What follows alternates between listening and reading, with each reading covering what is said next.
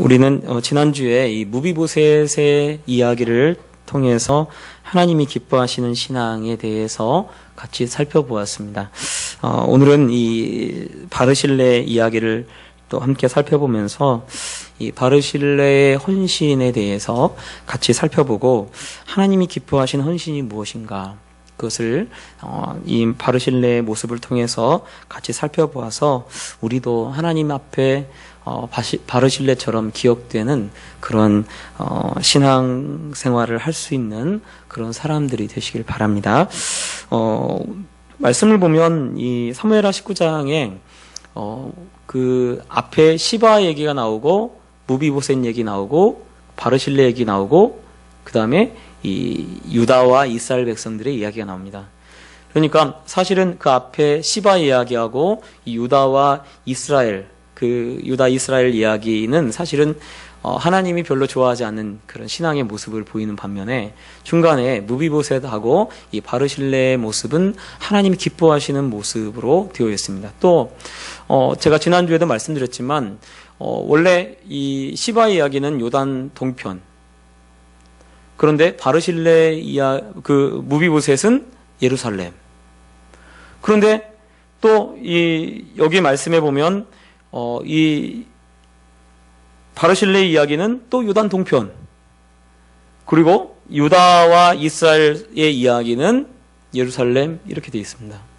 그러니까 사실은 순서대로 한다고 하면 어쩌면 바르실레의 이야기가 제일 앞에 나와야 돼요. 그리고 그 다음에 이 시바 얘기가 나와야 하고, 그 다음에 무비보셋 얘기나 아니면 이제 유다와 이스라엘 얘기가 나와야죠. 그런데 그렇게 하지 않고 하나님께서 이 사무엘하 말씀을 적어 놓을 때 일부러 무비보셋과 바르실레의 이야기를 안 좋은 얘기 가운데 싹 끼워 넣었어요. 마치 이 반지의 보석이 이 금으로 둘러싸여 있는데 금보다 더 귀한 게 뭐예요? 가운데에 들어가 있는 보석이잖아요. 예. 다이아, 요즘 다이아 반지면은 가운데 들어가는 곳이 이 다이아가 되죠. 그래서 마치 이 바르실레의 이야기와 무비보셋의 이야기를 통해서 하나님이 이 두 사람의 이야기를 드러내서 이 사람들의 신앙의 모습을 정말 더 강조하고 있습니다. 그러면 바르실레가 어떤 사람이기에 하나님께서 이렇게 바르실레의 이야기를 이렇게 자세하게 여기다가 적어놓고 있을까요?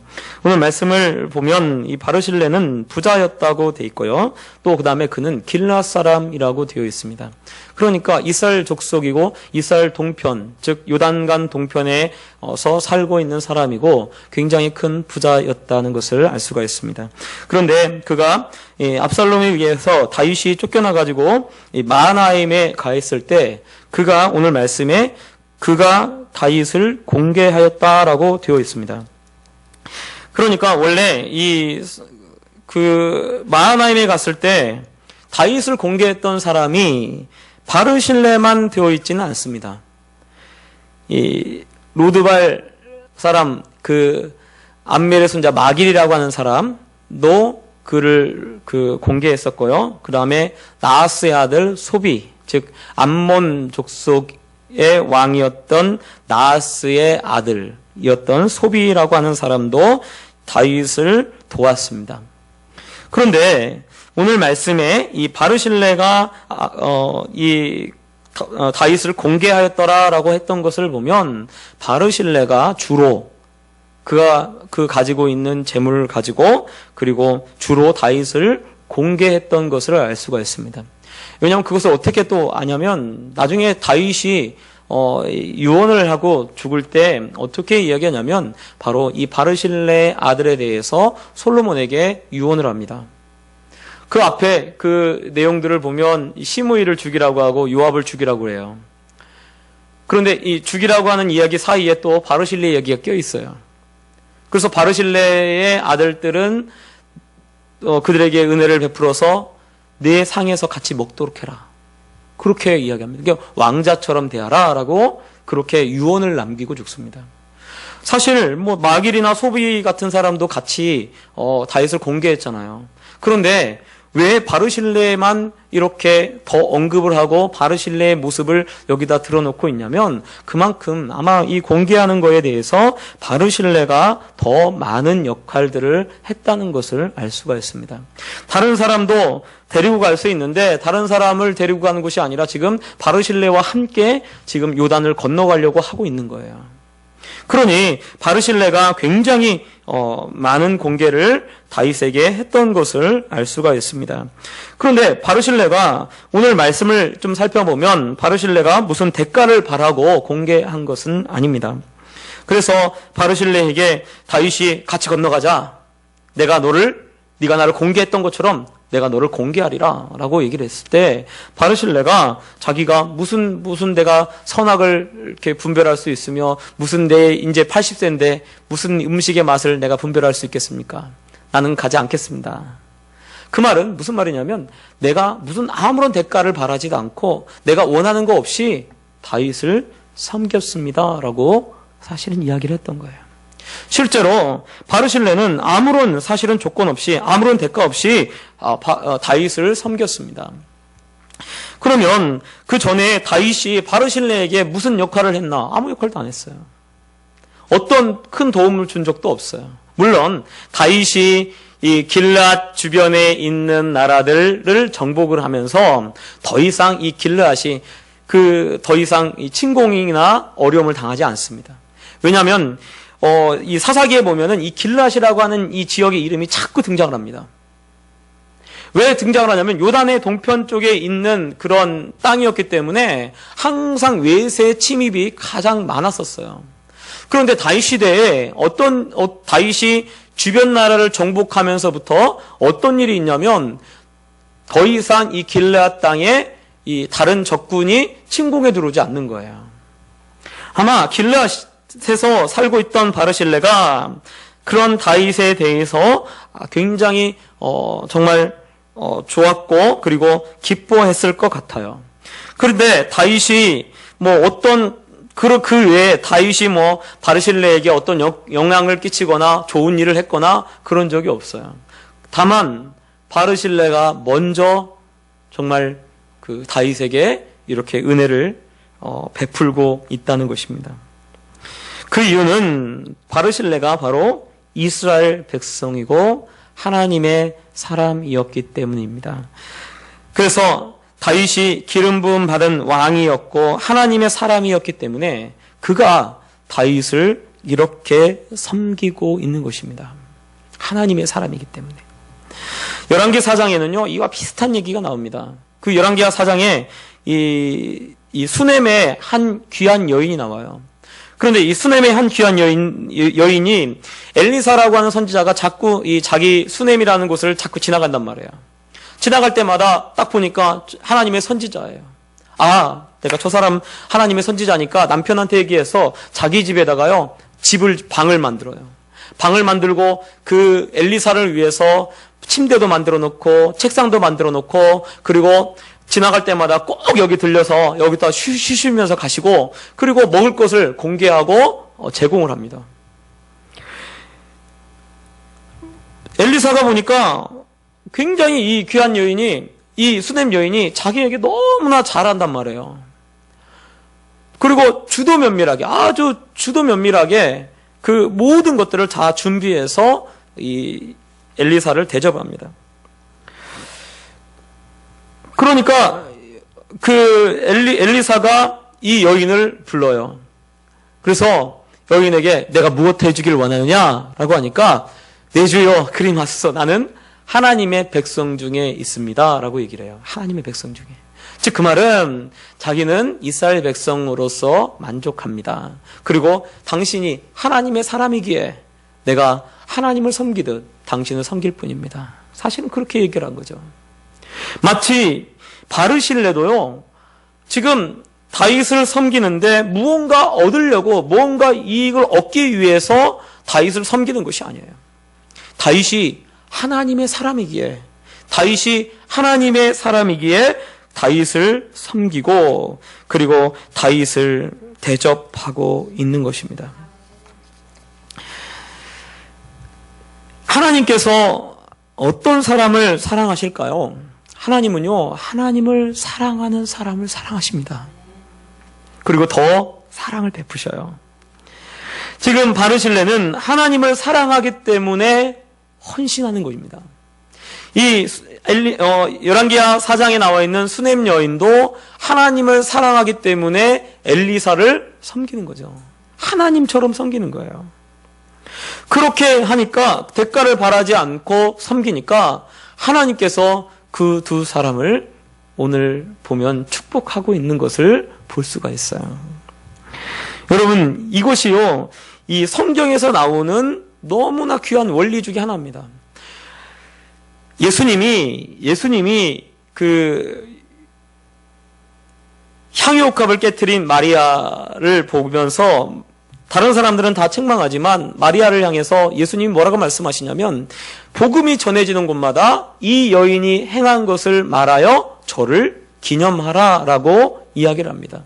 그 말은 이 여인이 행한 것을 기억하도록, 복음과 함께 이 여인이 행한 것을 기억하도록 그렇게 하죠. 그런데 오늘 이 바르실레의 이 헌신을 다윗은 언제까지 기억하냐면요, 자기가 죽을 때까지 기억해요. 그리고 그 죽을 때까지 기억한 것을 바로 자기의 아들 솔로몬에게도 그대로 기억하도록 그대로 이야기를 해줍니다.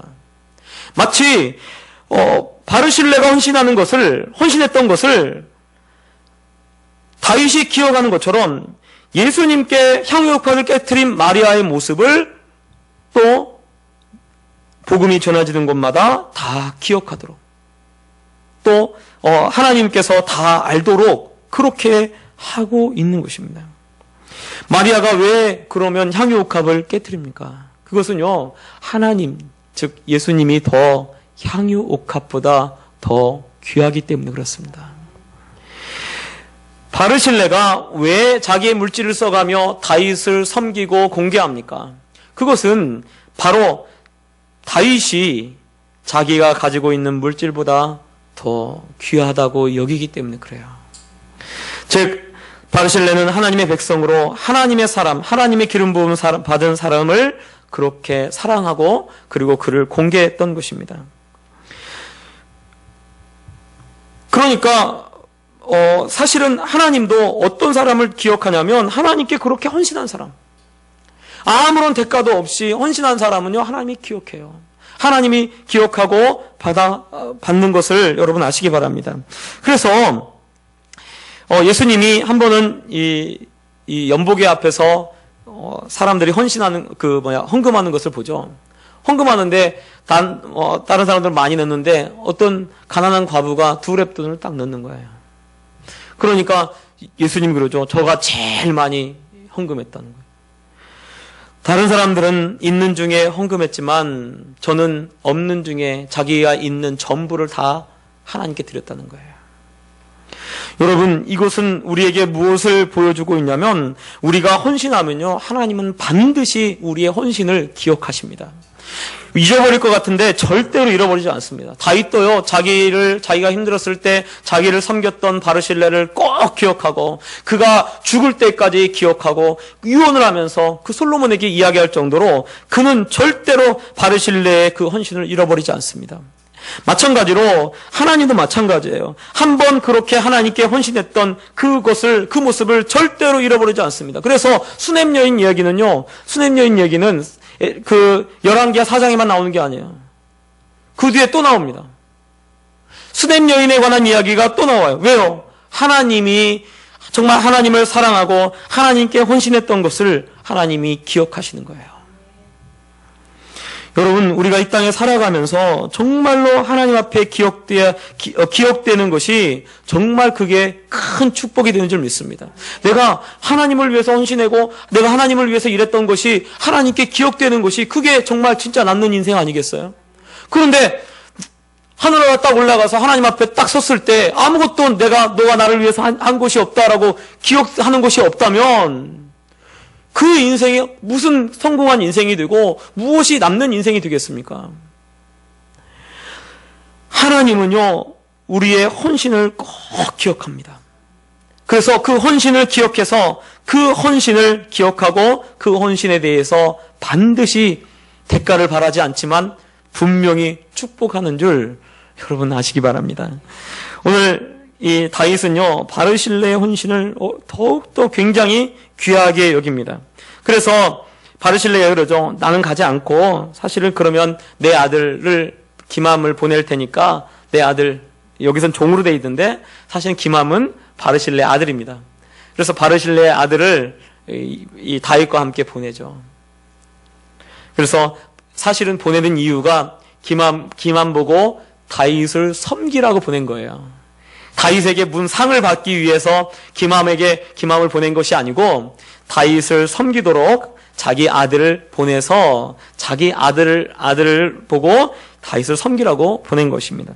그런데 다윗이 뭐라고 이야기를 하냐면 정말 이 말씀에 저는 이 말씀 준비하면서 이 다윗이 이렇게 좋은 말씀을 이 다윗이 기맘에게 바르실레에게 했구나라는 생각이 들었어요. 그래서 제가 말씀 준비하면서 나도 이 축복을 받아야겠다 그 생각을 했어요. 자, 38절 우리 같이 한번 읽겠습니다. 38절 중요합니다. 38절 시작. 왕이 대답하되 기맘이 나와 함께 건너가려니 나는 내가 좋아하는 대로 그에게 베풀겠고 또 내가 내게 구하는 것은 다 너를 위하여 시행하리라 하니라. 아멘. 다윗이요, 굉장히 귀한 말씀을 이 바르실레에게 해요. 그것은 나는 내가 좋아하는 대로 그에게 베풀겠다라고 얘기합니다. 그것은 그에게는 누구냐면 바로 기맘이죠. 그러니까 내가 좋아하는 대로, 즉 바르실레가 좋아하는 대로 기맘에게 모든 것을 다 베풀겠다는 거예요. 여러분, 하나님께 헌신하면 하나님께 헌신하는 것이 곧 자녀가 축복받는 비결이 되는 줄 여러분 아시기 바랍니다. 그래서요, 내가 어떻게 해야 우리 자녀가 축복받나? 하나님 기도하면서 열심히 축복해 주세요, 축복해 주세요, 축복해 주세요. 이렇게 하지 않고도요, 내가 정말 그 하나님을 위해서 헌신하잖아요? 그러면 그 헌신하는 것이 누구에게 가냐면 바로 그의 자녀들에게 그대로 미쳐지는 것을 여러분 우리가 이 말씀을 통해서 알아야 돼요. 이게요, 성경의 원리입니다. 아브라함이 하나님께 헌신합니다. 하나님의 말씀대로 살고 그의 평생 정말 하나님께 모든 것을 맡기고 하나님을 의지하고, 그리고 어떻게 합니까? 그의 자녀까지 바치라고 하니까 어떻게 해요? 그 자녀까지 바치죠. 사실은 이삭은 하나님께 바쳐진 자가 된 거죠.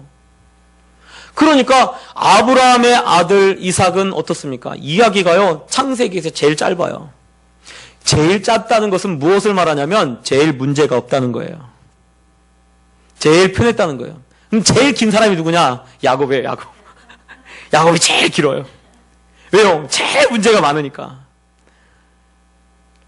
아브라함도 긴데 이삭은 굉장히 짧아요, 얘기가. 이삭 얘기는 별로 없어요. 그리고 이삭은요, 그리고요, 기근 한번 들었는데 그 기근이 오히려 100배를 축복받는 비결이 되고요. 그리고 그가 마침내 거부가 되어 라고 되어 있습니다. 그러니까 아브라함의 자손 중에 제일 축복받은 사람이 누구냐면 사실은 육신적으로 또 물질적으로 제일 축복받고 평탄한 삶을 살았던 사람이 누구냐면 바로 이삭입니다. 그런데요, 보세요. 오늘 또 말씀을 보면 다윗의 자녀 중에서 제일 축복받은 사람이 누굽니까? 솔로몬이에요. 왜? 다윗이 헌신하니까. 다윗을 하나님이 축복하셔서 누구를 축복하냐면 솔로몬을 축복합니다. 그래서요, 솔로몬도 사실은 별로 어려움이 없습니다. 별로 어려움이 없으니까 딴짓 하는 거잖아요. 다른 일 하고. 예. 별로 어려움이 없으니까. 그러니까 사실은 보면 항상 이게요, 성경에서 반복되고 있어요. 그것은 뭐냐면 하나님께 헌신하면요, 하나님께 헌신하는 거에 대해서 반드시 하나님이 그의 자녀를 축복해요. 그러니까 우리가 이걸 안다면 어떻게 하냐면 여러분 최선을 다해서 헌신하시기 바랍니다. 그러면 하나님께서 그 자녀를 축복하셔요. 여러분 열왕기하 4장에 나오는 수넴 여인도 마찬가지예요. 하나님께 헌신했더니 하나님이 어떻게 해요? 자녀를 줘요. 아들을 줘요. 아들을 줘서 나중에 물론 아들이 한번 죽었다 또 살아나잖아요. 그런 그것까지도 경험하게 합니다. 그런데 또 마찬가지로 사무엘서도 마찬가지예요. 사무엘서도 한나가 하나님께 헌신해서 자기 아들을 하나님께 드리죠. 그렇게 하나님께 드렸더니 하나님께서 사무엘도 축복하고요. 그리고 한나도 축복합니다. 그래서 한나를 통해서 또 다른 자녀들이 있도록 하나님이 그렇게 하셔요. 원래는 자녀를 낳지 못하는 여인이었다고 되어 있습니다. 그러니까 반복되는 것이 무엇이냐면요. 내가 어떻게 해야 우리 자녀를 축복하나? 여러분, 최선을 다해서 주님을 섬기시기 바랍니다. 내가요, 최선을 다해서 주님을 섬기고 헌신할 때 하나님께서 그대로 그 자녀들을 축복하는 줄 여러분 아시기 바랍니다. 저도 목회를 그래도 평탄하게 하는 것 같아요. 평탄하게 하고 있는데 평탄하게 하는 이유가 뭐냐면 제가 생각할 때 그래요. 저희 장모님이 헌신하셔서 저희 장모님이 헌신하셨기 때문에 그 열매를 제가 받고 있지 않나라는 생각이 들어요. 저희 장모님 자녀들도 다 잘 되어졌고요. 큰 딸이 의사, 둘째 딸이 공무원, 셋째 딸이 교사, 사모님, 저희 아내. 넷째가 물리치료사, 사위가 큰 사위가 교사, 둘째 사위가 학원 사장, 학원 운영하는 그리고 셋째가 목사, 넷째가 교사 이렇게 돼 있어요. 그래서 사실은 가정별로 제가 보니까 이게 평탄하고요, 별로 어려움이 없이 그렇게 갑니다. 왜냐하면 저희 그 장모님이 개척교회를 섬기고 그리고 교회에서 필요한 것이 있으면 그 없는 중에 헌신하시고 그렇게 해오셨어요. 그리고 항상 교회 청소할 때 가서 청소하시고 그리고 시간 나면 지금도 가서 교회 가서 기도하시고 제가 그 열매를 먹고 있는 줄 알아요. 제가. 네. 그래서 평탄하게 가는 겁니다. 평탄하게 되어지는 것 같아요. 그리고 한 번도 이렇게 힘들어지거나 그러지 않고 오히려 조금씩 나아져요. 하나님 그렇게 하시더라고요. 여러분, 바르실레의 자녀를 다윗이 어떻게 했겠습니까? 왕의 상에서 먹도록 했을 거예요. 왕자처럼 되었을 겁니다. 기맘을 왕자처럼 대하고 그리고 그것이 다윗 때에서 끝나지 않도록 솔로몬 때에도 그대로 이어지도록 다윗이 솔로몬에게 유언해서 그 바르실레의 자녀들이 바르실레의 아들들이 다 정말 중용되고 귀하게 사용되는 사람이 되어지도록 그렇게 축복을 하고 있는 것입니다. 또 다윗이 어떻게 얘기합니까? 내가 내게 구하는 것은 다 너를 위하여 시행하리라 라고 되어 있어요. 이것은 내가 바르실레가 네가 구하는 것은 내가 너를 위해서 시행하리라. 여러분, 이게 얼마나 멋진 말씀입니까? 마치 하나님이 바르실레에게 네가 구하는 것은 내가 너를 위해서 시행하리라. 다른 사람을 위해서가 아니고 내가 너를 위해서 시행하리라. 주님이 이렇게 말씀하고 계신 것 같아요. 즉 언제 우리의 소원이 이루어지나 우리의 기도가 언제 이루어지나 하나님이 우리의 기도를 언제 이루어 주시나 우리가 헌신할 때 이루어 주십니다. 우리가 헌신할 때 하나님께서 그것을 기억하시고 그걸 받으시고 그리고 그것을 통해서 우리의 소원을 이루어 가는 줄 여러분 아시기 바랍니다. 그래서요, 어떻게 보면 사실은 내가 아무 일도 안 하고 막 열심히 기도한다고 해서 이루어지는 게 아니에요. 내가 기도했으면 어떻게 해야 돼요? 주님 더 사랑하고 주님께 더 헌신하고 더 주를 위해서 일하고 그렇게 할 때 하나님께서 우리의 그 소원을 이루어 가시는 줄 여러분 아시기 바랍니다. 그래서 이 말씀이 사실은 다윗이 즉 바르실레에게 한 말이지만 이 말씀이 꼭 오늘 살고 있는 우리에게 정확하게 이 구약의 원리를 축복받는 원리를 자녀를 축복하고 우리의 기도에 소원이 이루어지는 원리를 이야기하고 있습니다. 그래서요, 우리가 헌신할수록, 내가 주를 위해서 살아갈수록 하나님 그 헌신을 기억하고, 그리고 오늘 이 다윗의 이 말을 그 말씀대로 그대로 우리의 삶 속에서 이루어 가는 줄 여러분 우리가 깨달으시길 바랍니다. 또 오늘 말씀을 보면 이 바르실레와 반대되는 사람들의 이야기를 적어놓고 있습니다.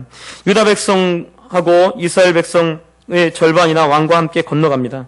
그랬더니 온 이스라엘 사람이 이제 왕께 나와가지고 아뢰입니다. 그리고 유다 사람들에게 어찌하여 왕을 도둑질해 가느냐라고 했죠. 마치 이것은 왕을 사랑한 것처럼 보이기는. 유다도 왕을 사랑했기 때문에 마치 이렇게 이끌어 가는 것처럼 보이지만 실제로는 왕을 사랑하는 것이 아니죠. 정말로 왕을 사랑하는 사람은 누구냐면 아무런 대가 없이 정말 모든 것을 헌신하고 바쳤던 바르실레가 진짜 왕을 사랑하는 사람입니다. 이 유다와 이스라엘 사이에 오늘 분쟁이 일어나게 되었다는 것을 보여줍니다. 이것은 제가 전에도 말씀드렸지만 다윗의 잘못도 들어가요. 다윗이 사실은 가만히 좀 기다리고 조금만 기다리고 있었으면, 더 기다리면 이 모든 문제들이 다 해결되었을 텐데 기다리지 못하고 자기가 하려고 했던 거죠. 자기가 하려고 해서 자기가 유다 사람들을 설득하고 유다 사람들을 동원해서 이 유다 사람들을 통해서 왕권에 다시 복귀해 가는 과정을 사실은 그렇게 했기 때문에 바로 지금 이러한 일이 일어나는 거죠. 그런데 원래 사실은 이스라엘 백성들이 더 먼저 이 다윗을 왕으로 섬기려고 복권시키려고 먼저 움직였었던 거였거든요. 그런데 그것을 다윗이 유다 사람들을 더 동원해가지고 더 빨리 복권하기 위해서 유다 사람들을 동원했던 것입니다.